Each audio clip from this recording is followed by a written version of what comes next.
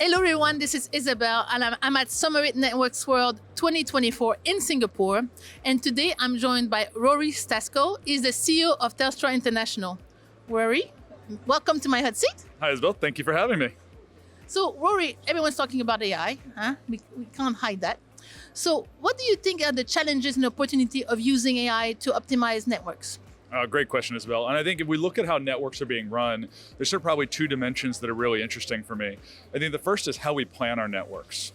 And that's about how we're able to dynamically look at where we have capacity to be able to serve our customers and to piece that together in a more autonomous way, in a more automated kind of way. The second part is actually about how we manage our traffic. And so once we've sold something to a customer, how are we building in resilience? If we see a network fault, how are we dynamically rerouting the traffic? If we're thinking about how do we optimize for cost? How do we optimize for quality? How do we optimize for latency? There are lots of different dimensions, and we can use AI to help build our network to serve the individual needs of our customers.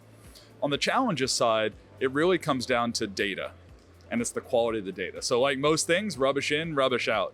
A lot of our network maps, our capacity planning, the way we've done things has been manual, or it's been done using Excel, which I love Excel, but it's not the most autonomous tool for us to be able to use as we plan really complex networks. And so it's about how do we clean up that data? And that's one of the challenges, is how do we move all of this legacy knowledge and information into these new tools to allow us to be able to do that more dynamically. Okay. And what do you think is the role of AI in improving two things that are very important in our networks now, resilience and security? We can't have a discussion where we don't talk about security. It's absolutely critical for what we do. I think, again, if we think about traffic management, when we detect a fault or we detect some kind of cyber threat in our network, we can use AI to dynamically route traffic around that. We can manage back ports, we can manage back IP, we can manage back whatever that malicious traffic is to be able to do that. And again, as I was talking about traffic management, the same thing goes for resilience. I think one of the benefits that Telstra International has is because of the size of our network, we can do that autonomous network management with our broad inventory of things that we have. It's not that we have to go to somebody else if we want to reroute traffic between point A to point B. We're able to dynamically do that on our robust network across Asia Pacific and across Intra-Asia. Okay.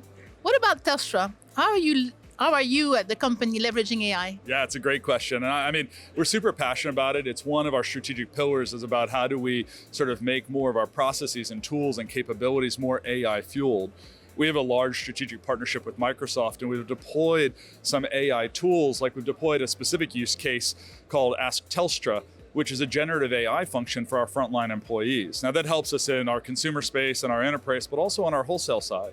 And I think for us, we try to look at how do we not deploy an AI tool once, how do we build it as a platform to deploy, to build once and deploy many times.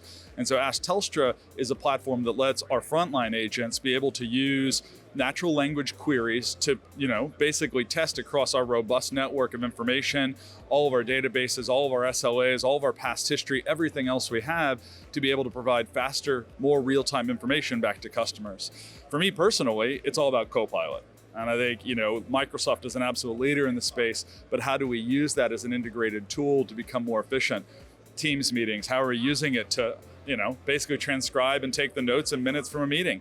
It's very simple use cases, but the more comfortable that we get with those AI tools, the more able we are as leaders, as managers, and as professionals to be able to use those tools and ask our teams to use those tools.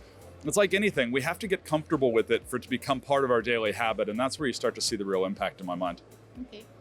Thank you for a great interview. A lot of exciting things ahead for Telstra, not just the industry, but for Telstra as well. And with AI, I can't wait. I think this is the first interview. I'm sure it's not the last.